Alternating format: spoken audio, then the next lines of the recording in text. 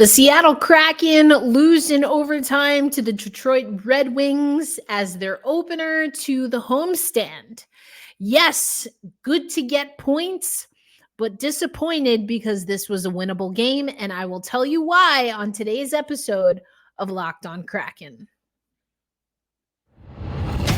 You are Locked On Kraken, your daily podcast on the Seattle Kraken, part of the Locked On Podcast Network, your team every day. We are the Seattle Kraken.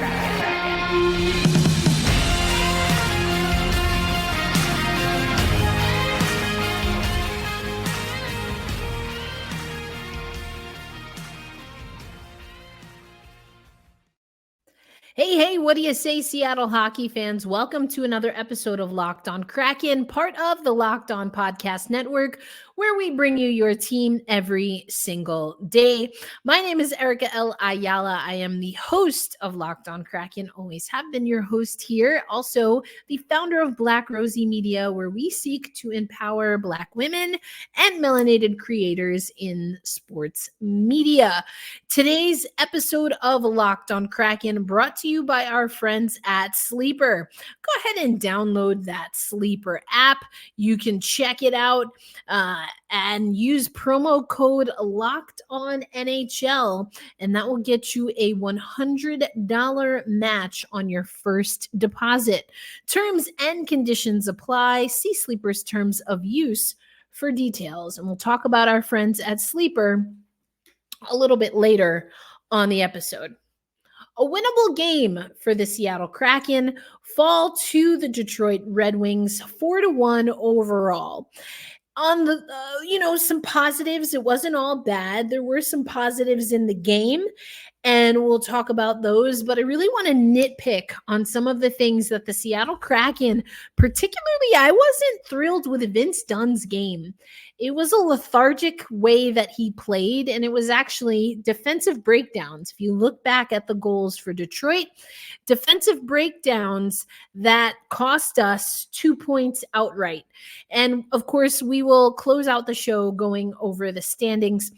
First, I want to take you to the instant analysis from Alison Lukan. Quality start for the Red Wings. 38 saves on 41 shots, and goals saved above average, just a scotch over 1%. Not the case for Joey Daccord. 28 saves, 32 shots faced, not considered a quality shot for Joey Dax. I believe it was the first goal for Detroit. Maybe Joey wants that one back. Again, not great defense, and we're going to talk about odd rushes. That's something that's also in Alison's analysis. But I would concede that this isn't the most stellar performance that we've gotten from Joey Daccord. I think we can also say that we put Joey through his paces in a big way, and we've been asking a lot from Joey Daccord. And I don't necessarily think that that's fair. Shots on goal, you can see 41 shots on goal for the Seattle Kraken comparative to 32 for the Detroit Red Wings, particularly drastic in the first period. And you'll hear some notes or some quotes, and I'll give you some more notes coming up on the show. But the shot quality also pretty up there. And Dave Haxel talked a little bit about what he felt was the difference or needs to be the difference moving on when it comes to our shots and how we can parlay a performance like tonight, improve upon it, but then also come out on the favorable end. High danger chances, advantage Detroit, and that's exactly how this game played out from my eye test. Turnover chances, you can see there in favor of the Seattle Kraken. Shot attempts overall, 61 shots to 52 for the Seattle Kraken. Now, something that Alison talks about in her analysis is where and how did Detroit capitalize? Now, this is what I'm talking about, and I'm going to give you the stats, and then I'll break down what I saw that is supported by the analytics. 6 odd man rushes to the Kraken's 3. Were more successful exiting the zone, 81.8% to 79.7%, and won more puck battles. And that's actually something Cassie Campbell-Pascal talked about on the broadcast, particularly when it came to faceoffs. Who has been talking about faceoffs for a lot of the season? This gal right here. So again, the inconsistencies for me are the most disappointing part. I can concede that getting a point in a game that went the way that that this one did is a good thing, given where the Seattle Kraken are in the standings. And if you watched the bonus episode that I had, a squad cast with Ann Kimmel, my conversation regarding my feeling about the Seattle Kraken and their ability to win out one of the wild card spots this year, because that's our best bet right now, unless things drastically change. It came down to our consistency, and our consistency is still not there. But Jared McCann had some words. He was very short with what he had to say. Understandable, just given some of what maybe the frustrations are for the team. But I want you to hear what Jared McCann had to say. He had 2 goals in this game. Jaden Schwartz had the 3rd goal, but Jared McCann had a fantastic night. But you can hear the disappointment in his post-game remarks. Here's Jared McCann.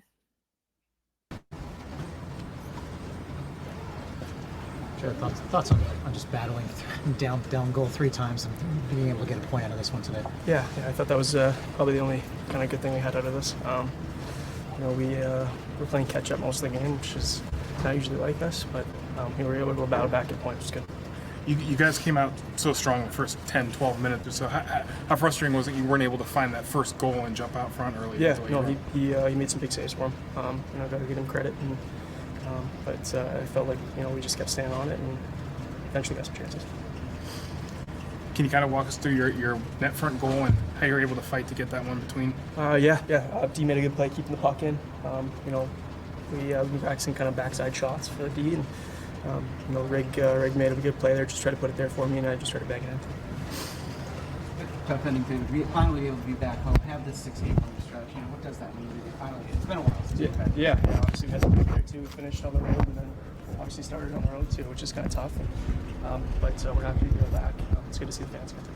Are you happy with the way you guys are playing right now? Last couple of games, even if you didn't get the win, the point tonight, to kind of keep the momentum going here a little bit? Yeah, definitely. The last 3 games here have been good for us and heading in the right direction. But every single game here is must win. So we got to come in the mindset like that. Good. Thank you. So there you hear it from Jared McCann. The coming back, he felt, was the only good thing. He talked also kind of about having to come from behind, or I forget exactly how he said it, maybe not having the start that they wanted is not what I think I heard him say is that that's not how the Kraken play. I would disagree. I think that's exactly how the Seattle Kraken have been playing. I do like that we had some fight and some gusto, knowing how important these games are. You heard Jared at the end of that clip, and the audio was a little bit wonky at the end, so apologies for that. But saying that, every game is a must-win game, and we're going to go over again the standings. We're watching the standings. We're watching the wild card race right now at this point as Seattle Kraken fans, and this was an opportunity missed. It really, really was. And I mean, watching this game back, I was extremely disappointed about the defensive output by the Seattle Kraken. And listen, I'm going to point out some names. I'm going to point out some guys. And Vince Dunn, and I have analytics to prove my case here, Vince Dunn just looked confused. He looked out of place, and he looked like he wasn't running full tilt. And to me, I don't know if he's injured. I don't know if he's ill. But as I say, If you're not feeling 100%, I mean, we're human, right? That's going to happen. But you have to commit to giving 100% of whatever percentage you have. And from my eye test, and I think I have some analytics to prove it, that's not what we got from Vince Dunn. And that's extremely disappointing for a guy that we just gave a contract extension to. Not that that's, the only reason to be disappointed, but in moments in games like this and seeing what I saw, yeah, I'm a little put out that this guy has a contract and isn't coming through in a clutch time. So we're going to talk about that coming up on this episode of Locked On Kraken. Today's episode of Locked On Kraken brought to you by our friends at Camino Consulting. How would you like to get to know someone better in an hour than you would in a year? Understanding one another better prevents small misunderstandings from becoming big ongoing fights. After providing more than 20 years of service to small businesses and mid-sized businesses, helping manage groups navigate conflict and onboarding new employees, Camino Consulting is offering a digital seminar for families and couples. If your Valentine's Day gift of tickets to the game didn't quite go over as well as you hoped, then get couples or family online seminar for 25% off for the month of February. So you got a couple of weeks using discount code Locked On. Again, that's discount code Locked On for 25% off for the rest of the month of February at www.caminoconsulting.ca. Mention Locked On when reaching out for a business seminar, and you will receive your first 5 profiles for free. So again, head to caminoconsulting.ca and use promo code Locked On. We'll be right back with my breakdown of bad defense, particularly from Vince Dunn, on today's episode of Locked On Kraken.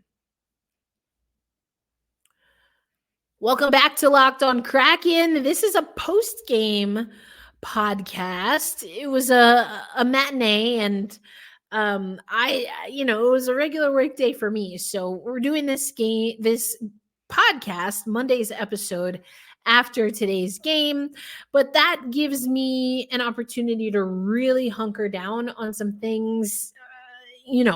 Just a couple of hours. I was doing another live stream also. So just a couple of hours. I was actually talking a little bit, at least, about the Seattle Storm. Nneka Ogwumike and Skylar Diggins-Smith were in the house at Climate Pledge Arena. I love a strong crossover. Unfortunately, they couldn't bring enough gusto and magic for the Seattle Kraken to get the win, but here's hoping that they bring the Seattle Storm some pretty big wins, unless they're going up against my New York Liberty. Anyway, Locked On has launched the first ever national sports 24/7 YouTube channel, our streaming channel. The Locked On Sports Today podcast and streaming channel is also available on Amazon Fire TV on the free Fire TV channels app.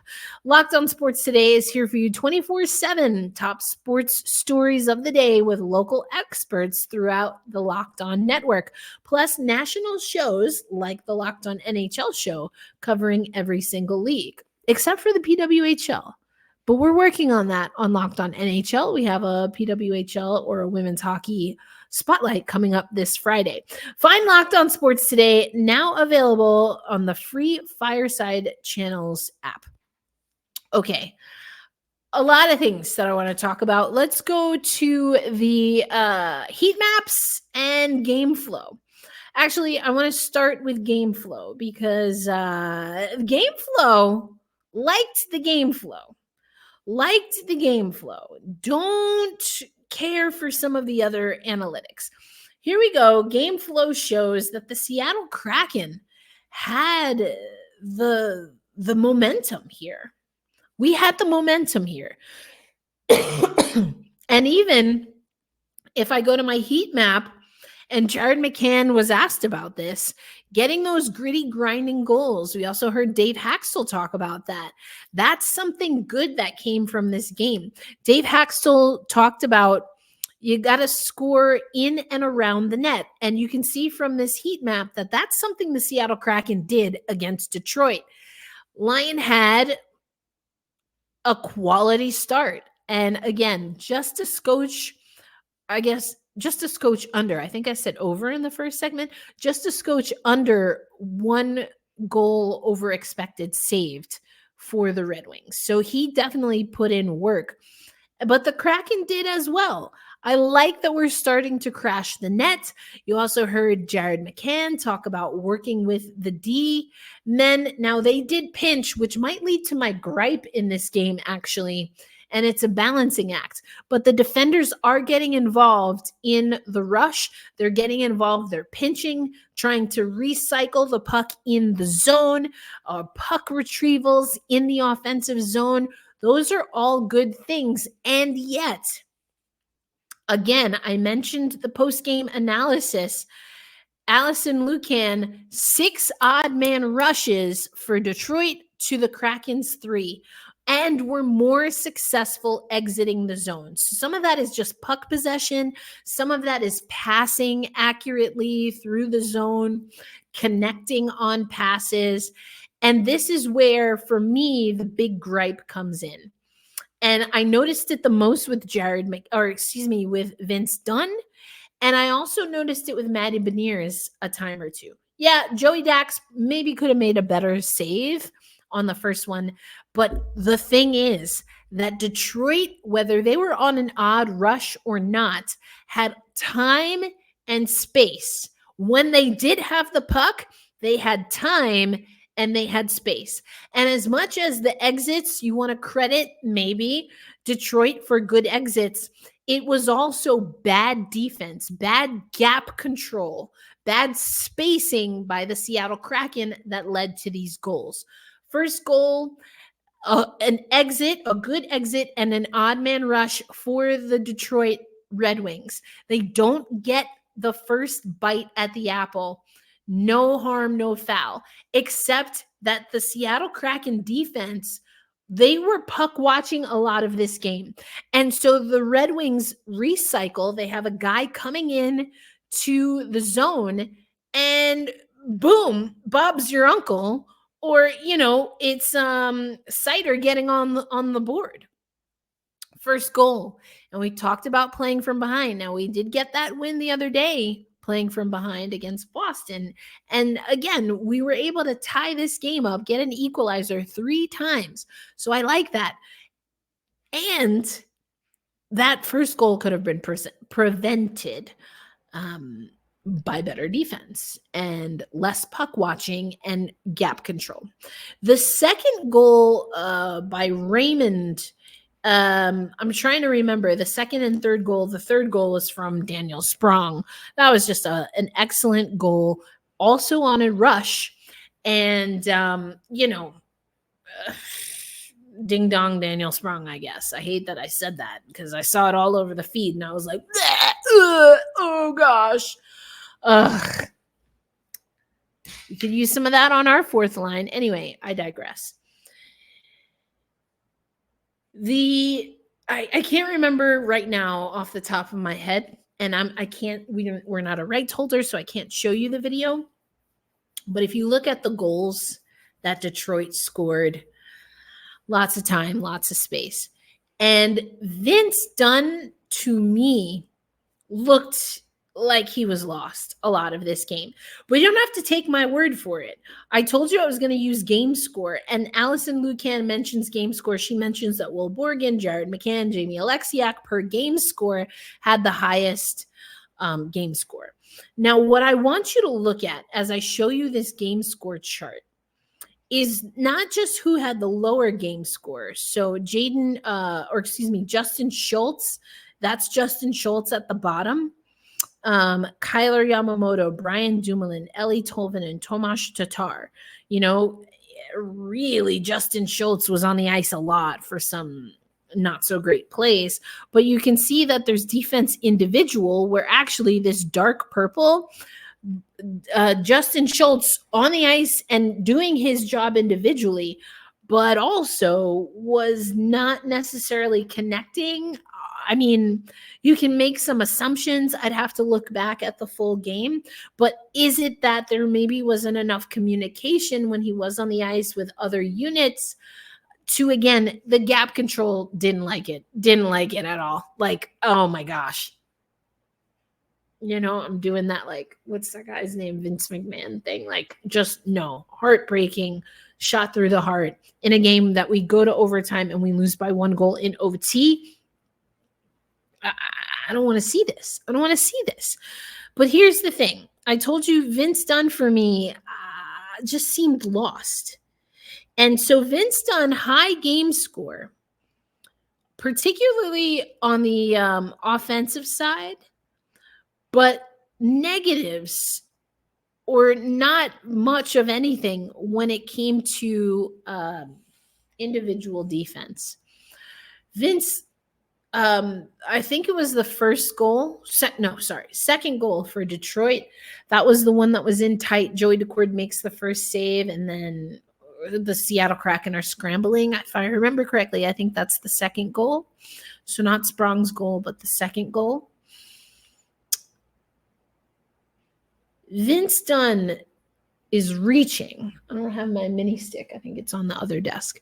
He's reaching, which puts him lunging forward out of position and leaves Joey Decord vulnerable on what now is the shorthanded side, or far post, excuse me. So he's reaching instead of going stick to stick, body to body, if this is my defender, the microphone, and then he doesn't recover well. He's just kind of like, reaching for the stick again out there.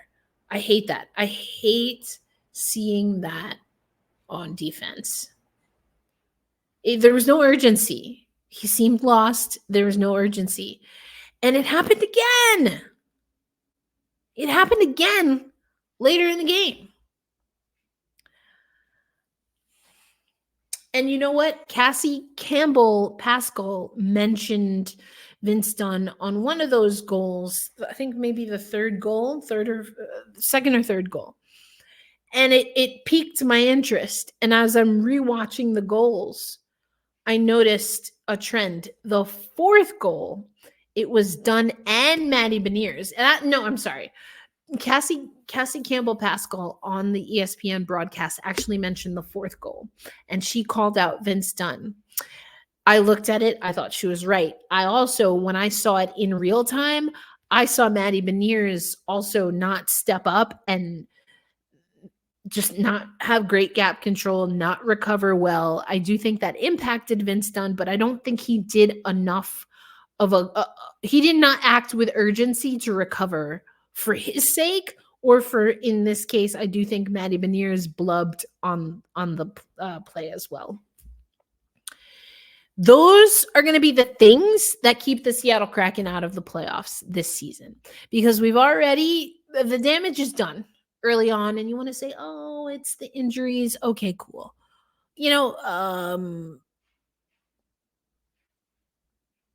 23 games, something like that. Only 1 goal for everyone's savior, Andrei Burakovsky. I'm being very facetious. I am also being salty because I had someone in my comments on YouTube arguing that I didn't know what I was talking about and that Andrei Burakovsky was going to save the day. Hasn't happened, folks. Hasn't happened. I don't think he had a bad game today. I don't think he's been playing poorly. You know what? I take that back. I thought he pushed the issue entering the zone. There were literally 4 skaters occupying him. And instead of shuffling the puck off and using the width of the ice, which I thought Detroit did beautifully tonight or this afternoon, he tried to weave through all of them. So I just need him to be efficient and effective. I don't need him to be Superman. And that play to me was not a disciplined play. When you're gaining momentum, you're trying to keep the zone. Again, the Seattle Kraken were getting shots, but not getting by Lion. You don't need, in my opinion, just an individual snipe. It would be nice, but it's going to take more than that. And you have to have the discipline, you have to have the patience, and you have to have good communication in order to execute. I want us to just look at the standings after that. I'll give you a little bit of what Dave Haxtell said. Then we'll take a look at the standings. And we've got a big game coming up. Really two, but Vancouver's massive. If we play Vancouver like we played Detroit, we're going to lose. And we've got Minnesota coming. I know I was in the chat for the bonus episode, and we were talking about that. Hey, are we worried about Minnesota? Well, we should be worried about everybody, because what's ailing the Seattle Kraken, the fix that needs to be solved, is us. And discipline and consistency. That's what's wrong, and what has been wrong with the Seattle Kraken all season. But let's talk a little bit let's hear from Dave and go through where we are in the standings and what we need in, the next few days. The Seattle Kraken are supposed to have tomorrow off, so they hit the ice again on Wednesday before taking on the Vancouver Canucks on Thursday at home. We've got lots to talk about, folks. All that's coming up on Locked On Kraken. Mentioned it at the top of the show. Today's episode brought to you by our friends at Sleeper. It is beyond the halfway point of the season, Kraken fans. And listen, we know Matty Beniers has been hot as of late. Oof, that Jared McCann, so hot right now. Joey Decord, we've been leaning on him all season. But regardless of the highs and lows of the Seattle Kraken season, regardless of where we are in the standings, which we're going to talk about in the third segment, I want to remind you that you could win big playing daily fantasy hockey on Sleeper, the official daily fantasy app of the Locked On NHL Network. Sleeper is our number one choice for daily fantasy sports, especially daily fantasy hockey, because with Sleeper, you can win up to 100 times your cash in daily hockey contests. And you can win in NFL, NBA, Major League Baseball. Pitchers and catchers have already reported. And of course, the National Hockey League. And all you have to do is pick whether studs like McCann, Schultz, Wenberg will record more or less than their sleeper performances and projections, their sleeper projections for their performances in goals, assists, saves, plus minus, and so much more. You can even have, I believe it's on Sleeper, where they have you can have two guys paired up, and then you kind of pick the over under between the two of them. You can win 100 times your money playing daily fantasy hockey with Sleeper by getting the correct outcomes for 8 player stats. So make sure you're paying attention, that you're playing daily fantasy hockey on Sleeper so you can nail your picks and start winning big. Use promo code LOCKEDONNHL and you'll get up to a $100 match on your first deposit. Terms and conditions apply. But again, that's code LOCKEDONNHL. See Sleeper's terms of use for details and locational availability. Wishing you and our dear Seattle Kraken the best of luck.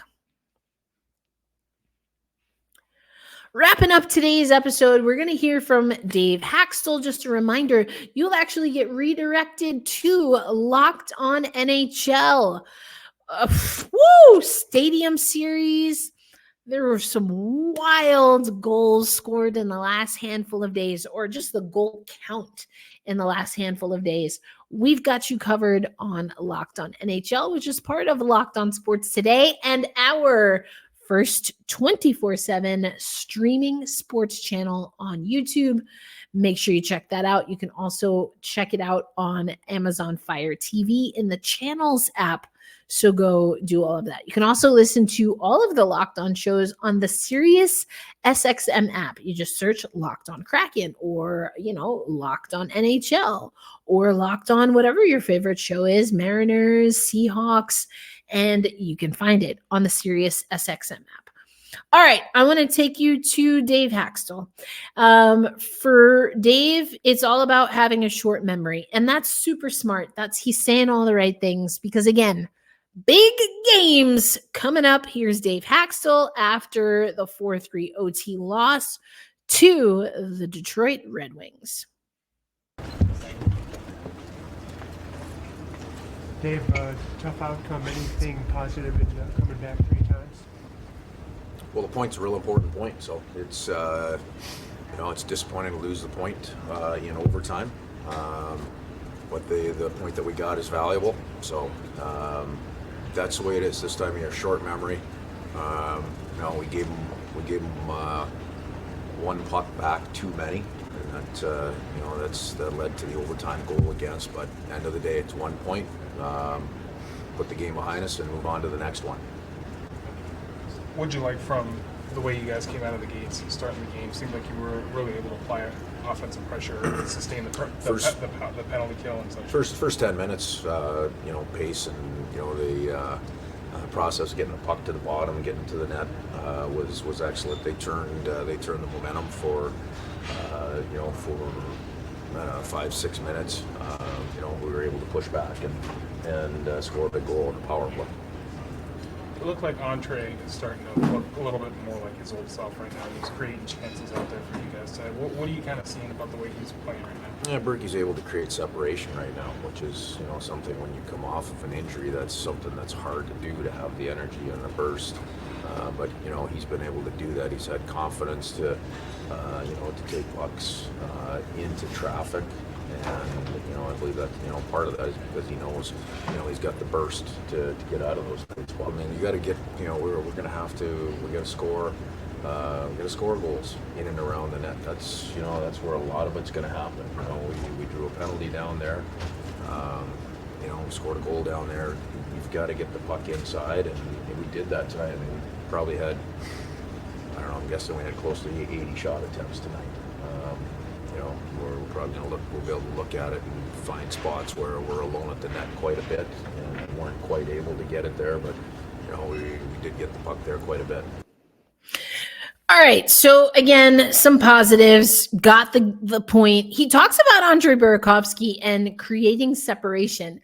The play that I saw that stood out to me from Berkey's play, that's the opposite of what he did. So I'm willing to attest that, again, this is effectively not an immediate, but a pretty recent reaction to the game.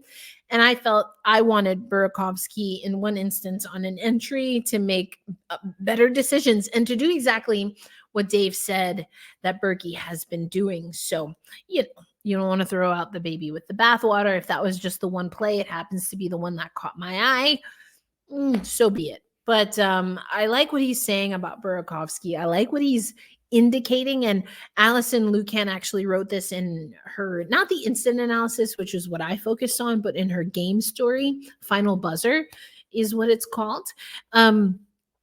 She talks about getting consistency now that we're healthy, getting consistency with our lines, and that consistency leading to more consistent play for some of our guys. We've seen it with McCann, Beniers. I think Eberle has been solid for us.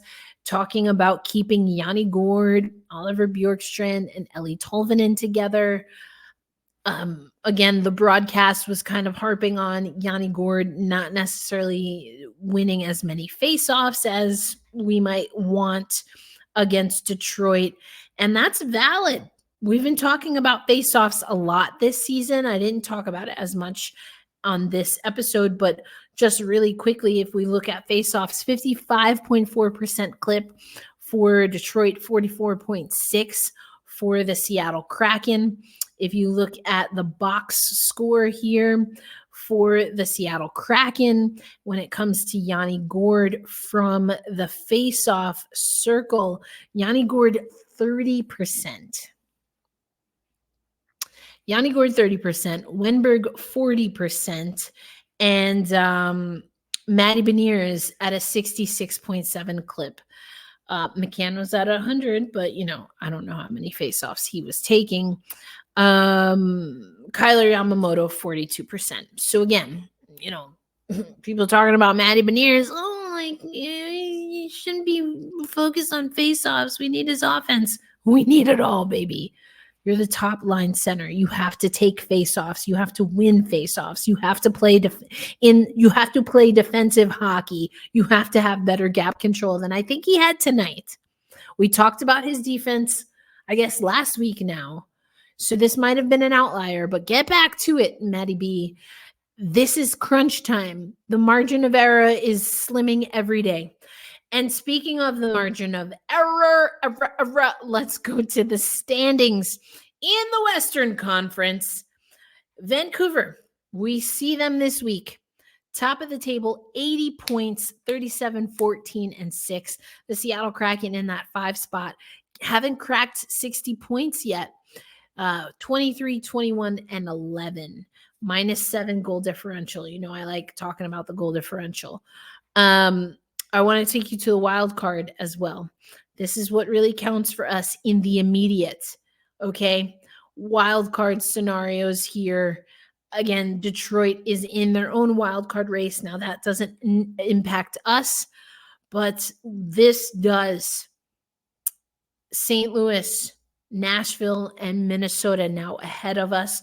We are ahead of Calgary right now, but we're playing Vancouver. We're playing Minnesota. We're going to get Boston again, and then the Pittsburgh Penguins on this homestand.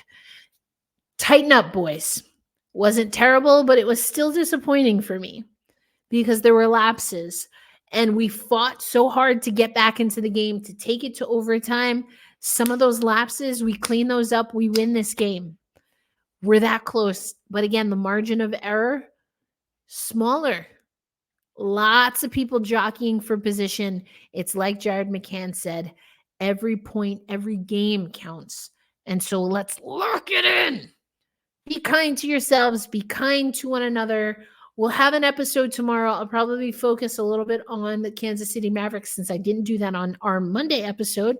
And the boys will have off, so we'll talk a little bit of Mavericks. We'll get big picture stuff out of the way and then get ready for the week to come. You know what we do. I said it already. I'll say it again. Be kind to yourselves. Be kind to one another. Hold fast. Stay true. And I will catch you on the next episode of Locked On Kraken. Until then, Erica L. Ayala, your host, signing out. Peace.